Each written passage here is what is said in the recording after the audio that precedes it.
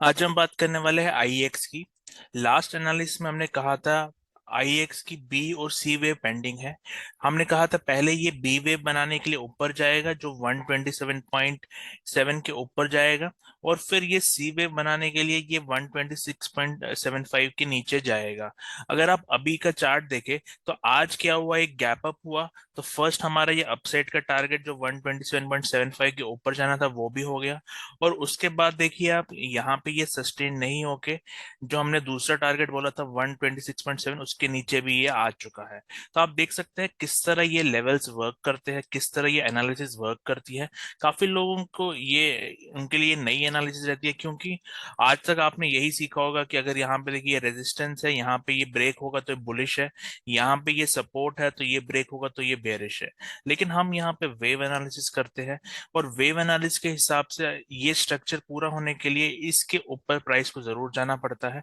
जैसे ही स्ट्रक्चर पूरा होता है, ओवरऑल ये एक करेक्टिव स्ट्रक्चर है, ये मेन ट्रेंड था इसका, और इसको पूरा करने के लिए प्राइस इस पॉइंट के नीचे जरूर जाएगी। तो ये कन्वेंशनल सपोर्ट रेजिस्टेंस वाली हम एनालिसिस नहीं करते, हम यहाँ पे वेव एनालिसिस करते हैं। अगर आपको भी सीखनी है ये वेव एनालिसिस कैसे होती है, तो हमने एक ऑलरेडी एलियट वेव सीरीज का एक कोर्स बनाया हुआ है जिसमें हमने ये सारे पैटर्न्स और इम्पल्स वेव डिस्कस किए हैं, और आप उसको देख के आप भी ये प्रिडिक्शन कर सकते हैं। तो आगे बढ़ते हैं, अभी तक क्या हुआ। अगर आप इसको लेबलिंग करें, हमने यहाँ पे बोला था कि ये एक ए वेव है, उसके बाद आपको एक करेक्शन मिला और इसके ऊपर एक जाके ये हमें ए बी सी लग गया। तो ओवरऑल ये एक बी वेव की, क्योंकि ये आप देख सकते हैं काफी टाइम टेकिंग वेव है। अगर आप इसको कंपेयर करें, इस प्राइस सेक्शन को और इस प्राइस सेक्शन को कंपेयर करें, तो ये थ्री वेव है और ये स्लो है, विच मींस ये पार्ट ये एक करेक्टिव वेव है और ये एक इम्पल्सिव वेव थी। तो हमने हमारी थियरी कहती है जब भी हमें एक इम्पल्सिव वेव मिलती है और इसको followed up by three wave corrective structure होता है मिनिमम, तो उसके बाद आपको एक और इम्पल्सिव वेव मिलता है जो एक इस पॉइंट के नीचे जाता है। अगर आप अब ओवरऑल इस प्राइस सेक्शन को देखें, तो ये अभी काफी हमने इसमें प्रेडिक्ट किया था ये सी के बाद आपको बाई ही देखना है, और वो कब देखेंगे आप उसकी बातें कर लेते हैं। तो आपको सबसे पहले क्या देखना है कि अगर कल ये इस लेवल के नीचे नहीं जाता, तो हमारा फर्स्ट टारगेट अब ये वाला हो जाएगा, और ये टारगेट होगा हमारा इसको मैं 128.40 के ऊपर मिनिमम प्राइस जा सकती है। लेकिन ये तब होगा अगर आपको यहाँ पे एक इम्पल्सिव स्ट्रक्चर मिलता है, और यहाँ पे आपको क्या देखना है, 5 मिनट में आपको ये ब्रेकआउट होता है और आपको ये करेक्टिव स्ट्रक्चर बनाता है। अगर ऐसा होता है तो आप इसको ट्रेड कर सकते हैं। अगर समझ लीजिए यहाँ पे ब्रेकआउट आता है और क्विकली प्राइस उसको रिवर्स कर देती है, तो आप ये ट्रेड नहीं लेंगे।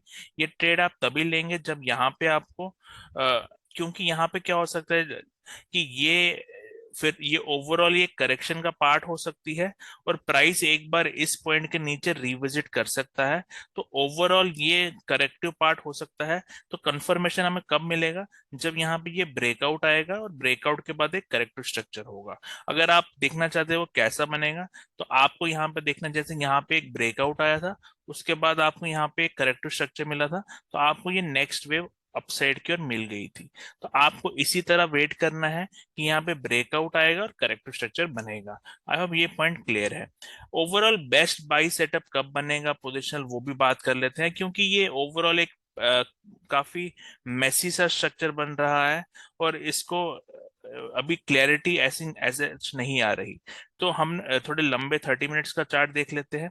तो हमें यहाँ पे क्या हुआ था, हमें यहाँ पे एक इम्पल्सिव मिली थी अपसाइड, इसके बाद हमें एक फास्ट मूव डाउन मिली।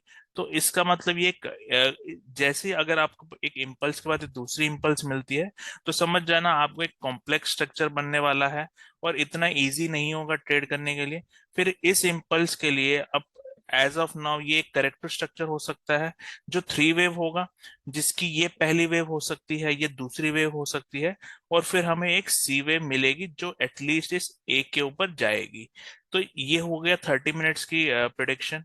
और इस पॉइंट के बाद एटलीस्ट यहाँ से फिर जब ये करेक्शन पूरी होगी, तो एक बार प्राइस फिर से इस पॉइंट के नीचे आ सकती है।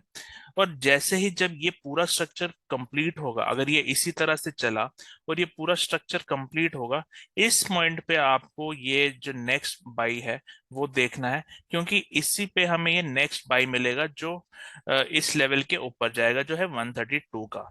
उसके बिटवीन ये करेक्टर स्ट्रक्चर ही रहेगा।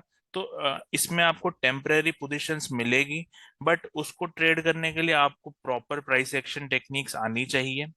और अगर आपको नहीं आती तो आप वेट करें कि इस पॉइंट के नीचे प्राइस आ जाए, और जब भी आएगी तो फिर आपको बाई स्ट्रक्चर यहाँ पे कोई बुलिश कैंडल देखनी है, क्योंकि एज ऑफ नाउ ये करेक्शन में है और कुछ भी अभी क्लियर नहीं है। बट लंबे चार्ट में हम ये देख सकते हैं कि अगर इस टाइप का कुछ होता है तो हम इस मतलब ये जो वेव एनालिसिस होती है वो सारी प्रोबेबिलिटी का खेल होता है।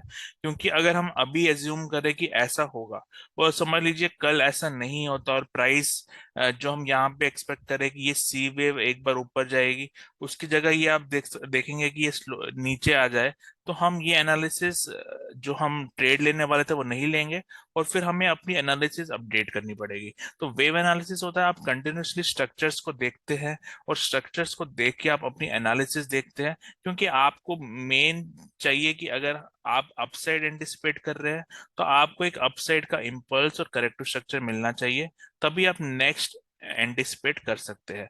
और अगर समझ लीजिए आपको डाउन साइड चाहिए, तो आपको एक डाउन साइड का impulse followed by corrective structure होना चाहिए, तभी आपको नेक्स्ट डाउन साइड मिलेगा। तो ये सारी थियोरेटिकल एजम्पशंस होती है, और एक्चुअल जब हमें प्राइस में ऐसी चीजें मिलती है तभी हम उसके बेसिस पे ट्रेड लेते हैं। और अगर समझ लीजिए कहीं पे भी हमारी कोई एजम्पशन गलत हो जाती है, जैसे हम यहाँ पे सी एक्सपेक्ट कर रहे हैं वो नहीं मिलता और कुछ और मिल जाता है, तो हमें उसके हिसाब से अपने स्ट्रक्चर्स को अपडेट करना होता है। आई होप ये सारी बातें आपको समझ आ रही है, और अगर कोई डाउट है आप मुझे कमेंट डाल सकते हैं।